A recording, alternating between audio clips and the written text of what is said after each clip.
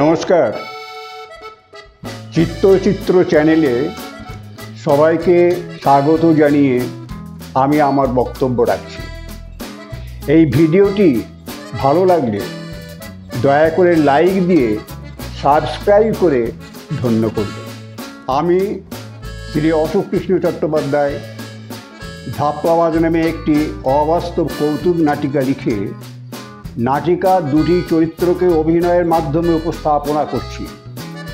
চরিত্র দুটির নাম বয়স্ক খগেন মিত্র এবং যুবক নগেন পাত্র। দুজনের সঙ্গে দুজনের দেখা ব্যান্ডেল রেল স্টেশনে। দুজনেই দুজনের কাছে খুবই পরিচিত। দুজনেই ব্যান্ডেলের বাসিন্দা। অনেকটা দূরত্বের ব্যবধানে একজন থাকেন পূব পাড়ায়, অন্যজন থাকেন পশ্চিম পাড়ায়। অনেক দিন পর দুজনের সঙ্গে দেখা হতেই বয়স্ক খগেন মিত্র নগেন পাত্রকে জড়িয়ে ধরে খুশি মনে নিজের বাড়িতে নিয়ে যান। সেখানে চা জল খাবার পর বৈঠকখানায় বসে খোশ মেজাজে গল্প শুরু করেন। তাদের সেই অবিশ্বাস্য মুখরোচক কথাগুলি হলো নাটিকার কলেবর। এই নাটিকায় বয়স্ক খগেন মিত্রের চরিত্রে অভিনয় করছেন শ্রী অশোক কৃষ্ণ চট্টোপাধ্যায় এবং যুবক নগেন পাত্রের চরিত্রে অভিনয় করছেন শ্রী ঋতম বন্দ্যোপাধ্যায়। দেখুন এবং শুনুন ওনাদের মুখরোচক কথোপকথন। শুরু হচ্ছে অবাস্তব কৌতুক নাটিকা ধাপ্পাবাজ।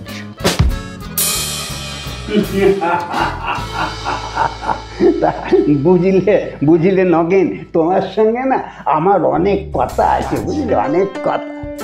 দিদার সঙ্গে কথা হইলো। হ্যাঁ, ওই জন্যই তো একটু দেরি হলো। আর দাদু, হ্যাঁ, আপনার হাতে যে এতগুলো আংটি, হ্যাঁ, লোহার না রূপোর?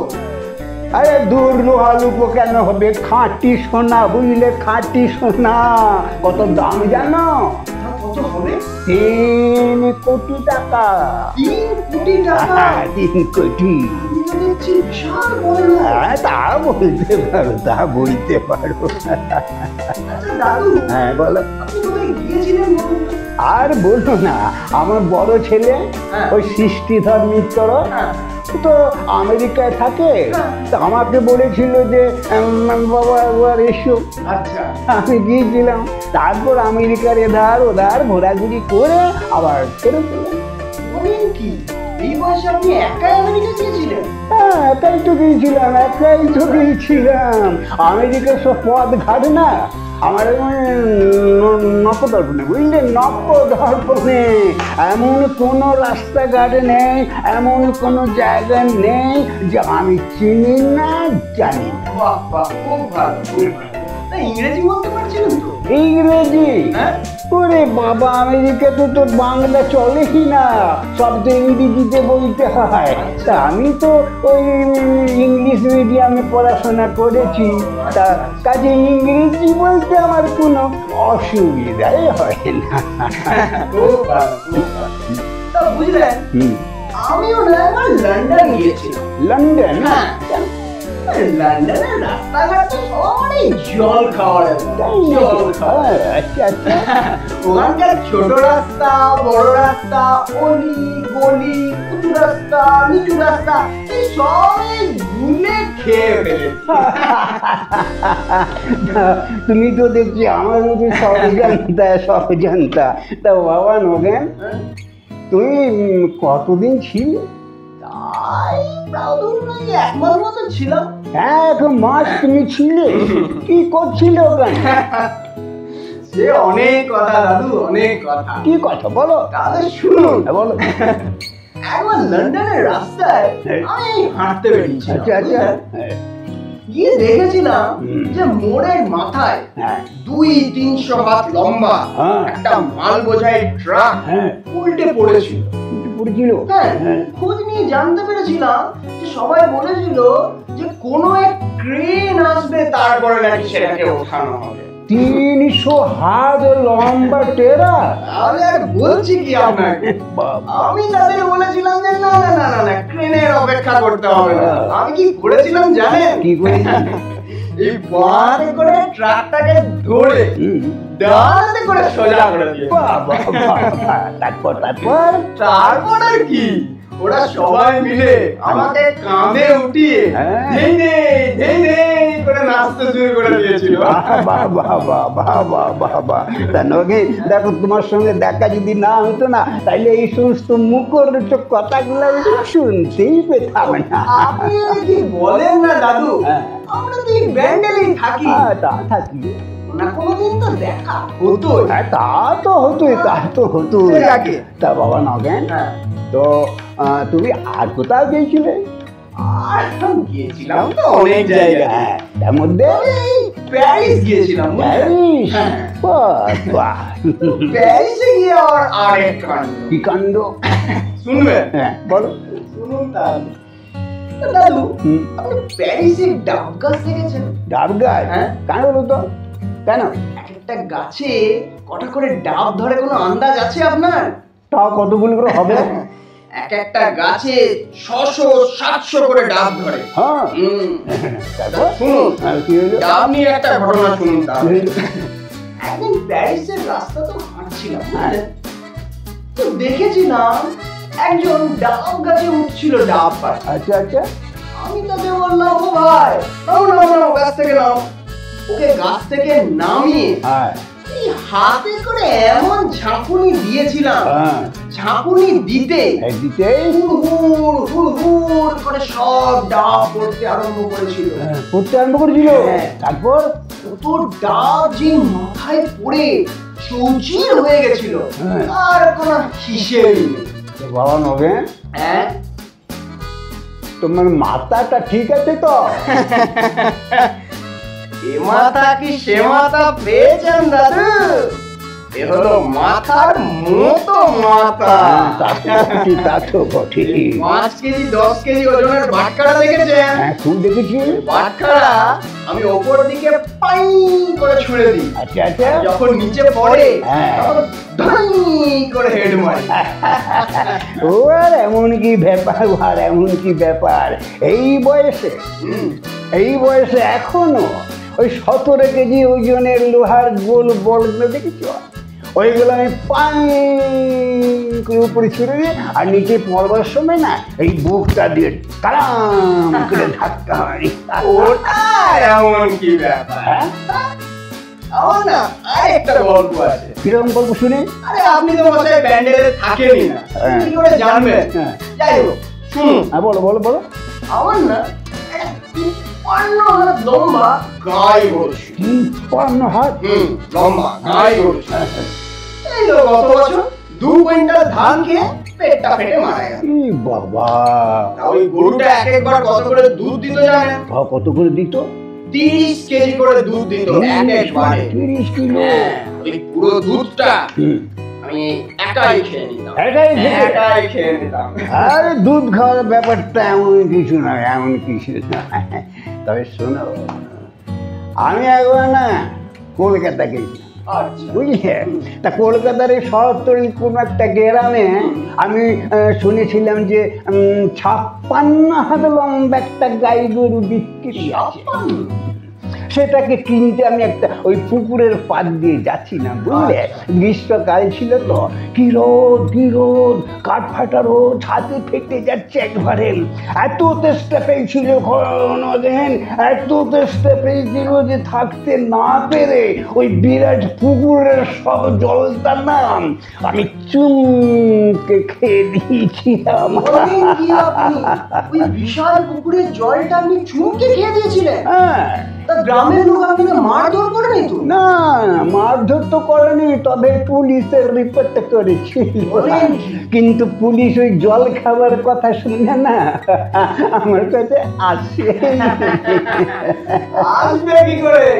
ওই জলের মতো যদি আপনি পুলিশকেও খেয়ে ফেলতেন, এই ভয়ে আসেনি। হয়তো তাই হবে। আচ্ছা দাদু, আপনার বয়স কত হবে? বয়স বয়স 83-তে ঝুলছি, 83-তে। 83-তে? তো এই সাংঘাতিক সাংঘাতিক ঘটনাগুলো ঘটাতে আপনার কোনো অসুবিধা হয় না? না, কোনো অসুবিধা হয় না, কোনো অসুবিধা হয় না। এই তো 1923 সালের জানুয়ারি মাসে, বুঝলে, জানুয়ারি মাসে ওই বিখ্যাত বিখ্যাত বক্সার লক্ষ্মণ সিং, ভোলা সিং, প্রীতম সিং, এদের সঙ্গে তো আমি 3বার বক্সিং লড়ে এলাম। 3বার? আর ওখানে আপনার পজিশন কি হয়েছিল? পজিশন শোনার আগে শোনো কি হচ্ছিল। যখন আমার কাছে বক্সিং লড়তে আসছিল না, আমি এক একটা ঘুষি যেই মারছিলাম আর কলা গাছের মতো ধপাস ধপাস ধপাস করে পড়ছিল, আর উঠছিল না। আমার পজিশনও ছিল। কি পজিশন ছিল? আমার পজিশন ছিল ওখানে, আমি সব বিষয়েই না সব কটাতেই ফার্স্ট হয়েছিলাম। ওখানকার কমিটি আমাকে স্বর্ণ পদক পুরস্কার দিয়েছিল। এক একটা পদকের ওজন কত ছিল জানো? কত করে ছিল? এক একটা পদকের ওজন যদি 10 কিলো করে হয়, তাহলে 3টে পদকের ওজন কত হয়? 3×10 30 কিলো। পুরস্কারগুলো আপনি ঠিক করে ঘরে রেখেছেন তো? খেপেছো। ওইসব জিনিস কখনো ঘরে রাখে? ওগুলো আমি বিক্রি করে সব ব্যাংকে ঢুকিয়ে দিয়েছি। ভালো করেছেন, খুব ভালো করেছেন। দাদু জানেন, আমার না, হ্যাঁ ঠিকই ধরেছেন, আমার আরেকটা ঘটনা। বলো, শুনি। ইংলিশ চ্যানেলের মতো বাংলা চ্যানেলের নাম শুনেছেন? বাংলা চ্যানেল শুনেছি বই কি। এবার জানো, ওই 100 কিলোমিটার বাংলা চ্যানেলটা আমি ডুব সাঁতারে পার হবো। এখনো পার হননি? এখনো পার হননি? কেন বলো?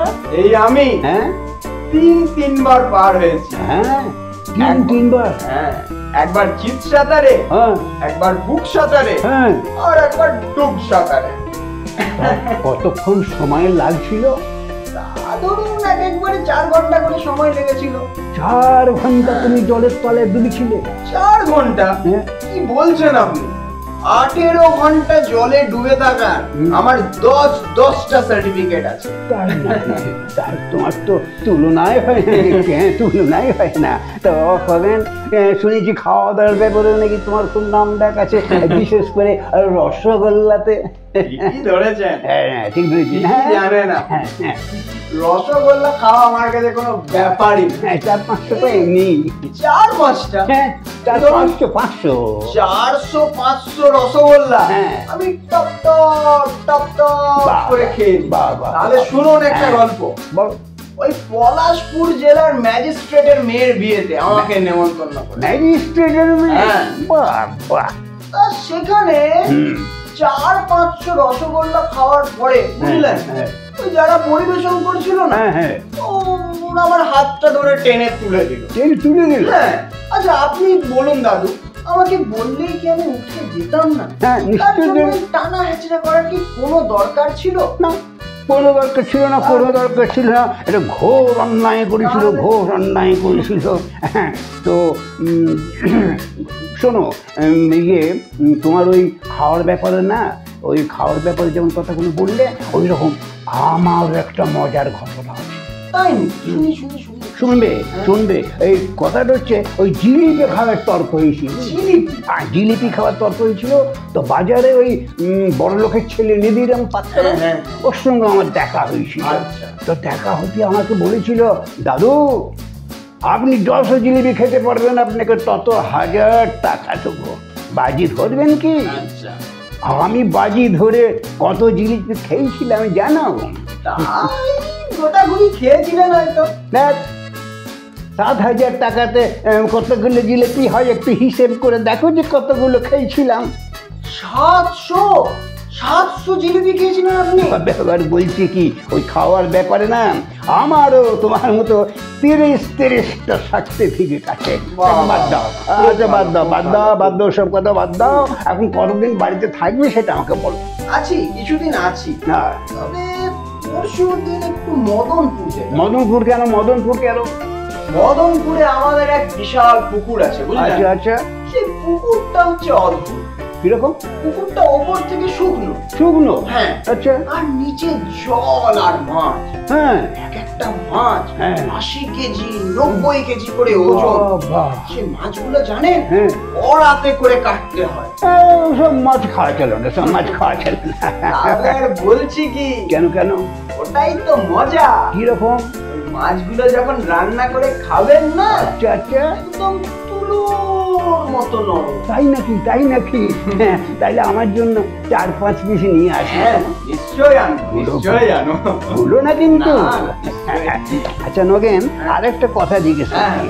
আচ্ছা, তোমার এই বাঘের সঙ্গে কখনো লড়াই হয়েছিল? বাঘের সঙ্গে? হ্যাঁ বাঘ। তাহলে শুনুন। বলো। একবার আমি সুন্দরবন গিয়েছিলাম। আচ্ছা। উনি ঢুকতেই হ্যাঁ 3-3টে রয়্যাল বেঙ্গল টাইগার বাবা আর 5-5টা বড় সিংহ বাবা সবাই মিলে আমার ঘাড়ের ওপর ঝাঁপিয়ে পড়ল। তো বাবা নগেন, কি করে বাঁচলে? বাঁচলাম। একটা বাঘের পা ধরে বো বো বো বো করে ঘুরিয়ে করে ছুড়ে দিচ্ছি। তারা ওপর থেকে পড়ে ধপাস করে মাটিতে পড়ছিল আর মুখ দিয়ে রক্ত বেরোচ্ছিল। তারপরে হাঁপাতে হাঁপাতে মারা যাচ্ছে। বাবা বাবা, তোমার তো দেখছি গায়ে অসীম ক্ষমতা। সবই আপনার আশীর্বাদ দাদু। ঠিক আছে ঠিক আছে। জানেন দাদু, কি হলো আবার? যখন বন্ধু বান্ধবদের কাছে এই গল্পগুলো বলি না, ওরা না কেউ বিশ্বাস করে না। আচ্ছা আচ্ছা। সবাই হু করে হেসে বলে, আমাকে তাপ্পাবাদ বলে। তা বলুক বলুক, আমাকেও বলে আমাকেও বলে। তা নগেন, তাতে আমাদের কি আছে? আমাদের কিছু যায় আসে না। আমাদের যেমন চলছে তেমনি চলবে। শোনো নগেন, শোনো, মন দিয়ে শোনো। ওইসব ওই মূর্খের কথায় না কান দিও না। ভালো করে শোনো, ওইসব মূর্খের কথায় না রাগ করো না। তাহলে দাদু এবার উঠি? উঠবে বলছো? হ্যাঁ। চা একটু খেয়ে যাবে না? আর পরে একদিন এসে খাবো। ও ঠিক আছে, তাহলে আসবে কিন্তু। আসবো।